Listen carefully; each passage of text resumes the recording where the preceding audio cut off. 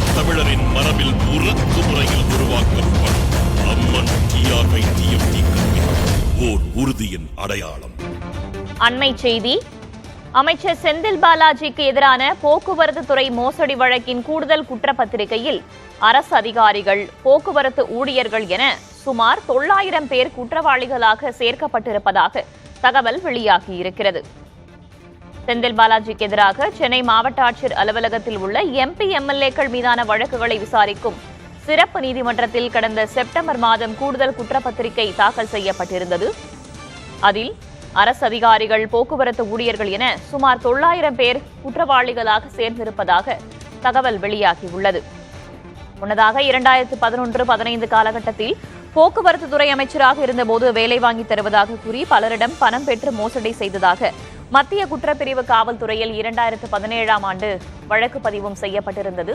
தற்போது சுமார் 900 பேர் குற்றவாளிகளாக சேர்க்கப்பட்டிருப்பதாக தகவல் வெளியாகியிருக்கிறது. கூடுதல் விவரங்களை வழங்குவதற்காக செய்தியாளர் முகேஷ் இணைந்திருக்கிறார். அவரிடம் கேட்கலாம்.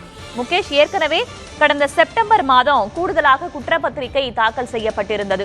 அந்த குற்றப்பத்திரிகையில் என்னென்ன விவரங்கள்லாம் குறிப்பிடப்பட்டிருந்தது? 900 பேர் குற்றவாளிகளாக சேர்க்கப்பட்டிருப்பதாக சொல்லப்பட்டிருக்கிறதே, அது குறித்த கூடுதல் விவரம் என்ன? இந்த மத்திய குற்றப்பிரிவு விசாரிக்கக்கூடிய 3 வழக்குகளும் சேர்த்து சிறப்பு நீதிமன்றத்தில் விசாரணை நடைபெற்று வருகிறது.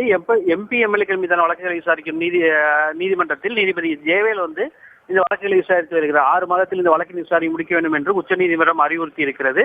அதன் அடிப்படையில் இந்த வழக்கில் ஏற்கனவே ஒரு குற்றப்பத்திரிகை தாக்கல் செய்யப்பட்டிருந்த நிலையில் கடந்த செப்டம்பர் மாதம் இறுதி வாரத்தில் ஒரு கூடுதல் குற்றப்பத்திரிகை தாக்கல் செய்யப்பட்டிருந்தது. அந்த குற்றப்பத்திரிகை தொடர்பான விவரங்கள் நீதிபதி அரசு வழக்கறிஞரிடம் விளக்கம் கேட்டறிந்தார். அப்பொழுதுதான் இந்த வழக்கில் 2000க்கும் மேற்பட்டோர் மீது இந்த குற்றச்சாட்டுக்கு உள்ளாக இருக்கிறார்கள். தற்போது நிலையில் தாக்கல் செய்யப்பட்டுள்ள முதல் கூடுதல் குற்றப்பத்திரிகையில 900 பேருக்கு மேல் இணைக்கப்பட்டிருப்பதாகவும் அவர்கள் மீது விசாரணை நடத்துவதற்கு அனுமதிக்கு அரசிடம் கேட்கப்பட்டிருப்பதாகவும் நீதிமன்றத்தில் தெரிவிக்கப்பட்டிருக்கிறது. எனவே இது தொடர்பான நடைமுறையை தொடர்வதற்காக வழக்கை 1 மாத காலம் தள்ளி வைக்க வேண்டும் என்றும் கோரிக்கை வைக்கப்பட்டது. அதை ஏற்றுக்கொண்டு வழக்கு பிப்ரவரி 2ஆம் தேதிக்கு தள்ளி வைக்கப்பட்ட நிலையில் இந்த 900 பேர் முதல் கூடுதல் குற்றப்பத்திரிகையில் இணைக்கப்பட்டிருக்கிறார்கள் என்ற தகவல் தற்போது வெளியாகி இருக்கிறது. இந்த 900 பேருக்கும் இந்த வழக்கு தொடர்பாக ஆவணங்களை அனுப்பி அவர்கள் நீதிமன்றத்தில் ஆஜராகும் வகையில் நடவடிக்கை எடுக்க வேண்டும். அதன் பின்னர் கூடுதலாக குற்றப்பத்திரிகை தாக்கல் செய்யும் பொழுது அதில் உள்ளவர்கள், அதாவது 2000 பேர் இந்த வழக்கில் இருப்பதாக காவல்துறை தரப்பில் தெரிவிக்கப்படுகிறது. எனவே இந்த 2000 பேரையும் இந்த வழக்கில் கொண்டு வருவதற்கான கூடுதல் குற்றப்பத்திரிகை தாக்கல் செய்யும் பட்சத்தில் அனைவரையும் ஆஜராக சொல்லி நீதிமன்றம் இந்த குற்றப்பத்திரிகை நகல்களை வழங்குவதற்கு உத்தரவிட நேரிடும்.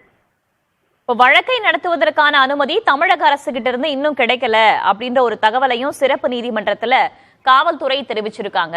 காவல்துறை தரப்பில் வேறு என்னென்ன தகவல்கள் தெரிவிக்கப்பட்டிருக்கின்றன? இது தொடர்பாக நீதிபதிகள் ஏதேனும் குறிப்பிட்டிருக்கிறார்களா? இந்த வழக்கு கடந்த செப்டம்பர் மாதம் தான் கூடுதல் குற்றப்பத்திரிகை தாக்கல் செய்யப்பட்டிருக்கிறது. இந்த கூடுதல் குற்றப்பத்திரிகையை பொறுத்தவரை இந்த 2011ஆம் ஆண்டு முதல் போக்குவரத்துறை அமைச்சராக செந்தில் பாலாஜி இருந்த பொழுது அவருக்கு உடந்தையாக இருந்த அவரது நண்பர்கள், உறவினர்கள் மற்றும் அரசு துறைகளின் முக்கிய அதிகாரிகள், போக்குவரத்து கழகங்களின் முக்கிய அதிகாரிகள், அந்த பணம் கொடுத்து வேலையில் சேர்ந்தவர்களும் பணத்தை வாங்கி பரிமாற்றம் செய்தவர்கள் என பலரும் இந்த வழக்கில் சிக்கியிருக்கிறார்கள். எனவே அவர்களுக்கு இந்த உயர் அதிகாரிகள் என்று சொல்லக்கூடியவர்களுக்கும் மற்றும் அரசு ஊழியர்களுக்கும் நடவடிக்கை எடுப்பதற்கு உரிய முறையில் அரசிடம் அனுமதி பெற வேண்டிய நடைமுறை இருப்பதால் அந்த நடைமுறையை பின்பற்றிக் கொண்டிருப்பதாக காவல்துறை தரப்பில் தற்போது நிலையில் தெரிவிக்கப்பட்டிருக்கிறது. செந்தில் பாலாஜி தொடர்பான வழக்கில் சுமார் 900 பேர் குற்றவாளிகளாக சேர்க்கப்பட்டிருப்பதாக குற்றப்பத்திரிகையில் குறிப்பிடப்பட்டிருக்கிறது. தகவல்களுக்கு நன்றி முகேஷ். நம் வீரத் தமிழரின் மரபில் உறக்கு முறையில் உருவாக்கப்படும் அம்மன் டிஆர்ஐ டிஎம்டி கல்வி ஓர் உறுதியின் அடையாளம்.